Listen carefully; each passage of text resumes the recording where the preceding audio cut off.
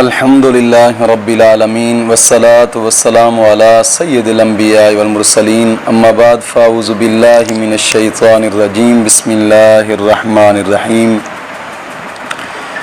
یا ایہا الذین آمنوا اذا قمتم الی الصلاة فاغسلوا وجوہکم وایدیکم الی المرافق وامسحوا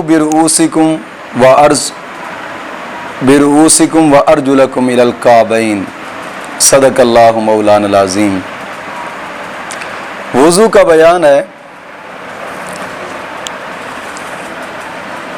ارشاد باری تعالیٰ ہے کہ اے ایمان والو، جب تم نماز پڑھنے کا ارادہ کرو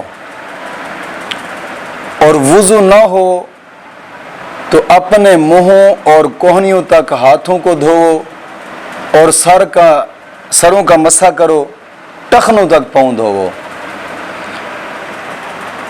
یعنی یہ چار فرض اللہ رب العزت نے اس آیت کریمہ میں وضو کے چار فرضوں کو بیان فرمایا ہے۔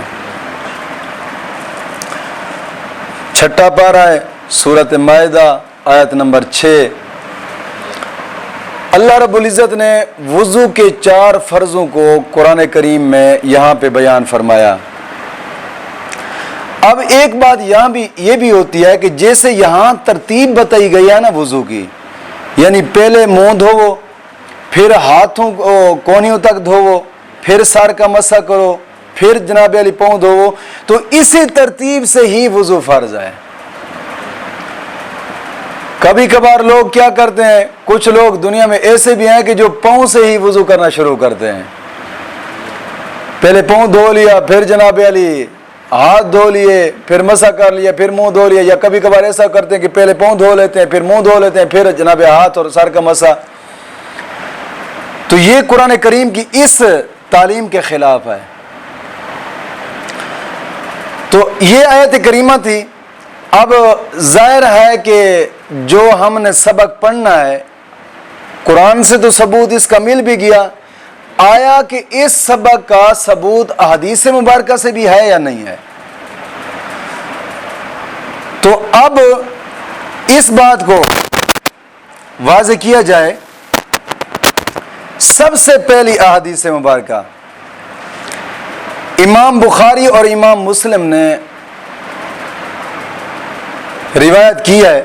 اس احادیث مبارکہ کے راوی حضرت ابو ہریرہ رضی اللہ تعالیٰ عنہ ہے کہ آقا کریم صلی اللہ علیہ وسلم ارشاد فرماتے ہیں، قیامت کے دن میری امت اس حالت میں بلائی جائے گی کہ منہ، ہاتھ، پاؤں جناب علی آثار وضو سے چمکتے ہوں گے، تو جس سے ہو سکے چمک زیادہ کرے۔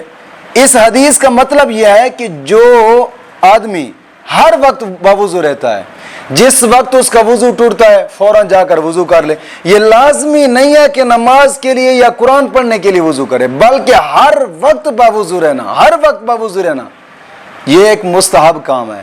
آگے بھی ایک حدیث مبارکہ آئے گی، لیکن یہاں پہ میں اس حدیث کی تھوڑی سی تشریح کرتا جاؤں۔ آقا کریم صلی اللہ علیہ وسلم جب معراج پہ تشریف لے گئے تو واپس آئے، آقا کریم صلی اللہ علیہ وسلم نے حضرت بلال سے پوچھا کہ بلال خیر ہے، میں جنت میں گیا ہوں تو جنت میں اپنے آگے آگے تیرے پاؤں کی آہٹ سنتا ہوں، تو کون سا عمل کرتا ہے؟ حضرت بلال عرض کرتے ہیں، یا رسول اللہ صلی اللہ علیہ وسلم اور تو کچھ نہیں، لیکن جب میرا وضو ناگوار ہوتا ہے میں فوراً وضو کر لیتا ہوں، یعنی ہر وقت باوضو رہتا ہوں۔ اور اس حدیث کا دوسرا مطلب یہ بھی ہے کہ جو بندے ہر وقت باوضو رہتے ہیں یا نماز کے لیے وضو کامل کرتے ہیں، تو قیامت کے دن حضور کی امت کے وہ لوگ کہ جو نماز کے لیے وضو کرتے ہیں یا ہر وقت باوضو رہتے ہیں، قیامت کے دن ان کے چہرے چمکتے ہوں گے سورج کی طرح۔ اور دوسری حدیث مبارکہ، یہ پہلی حدیث مبارکہ امام بخاری نے کتاب الوضو جلد پہلی صفحہ نمبر 71 میں جناب علی نے تحریر فرمائی۔ اذان ہو جائے۔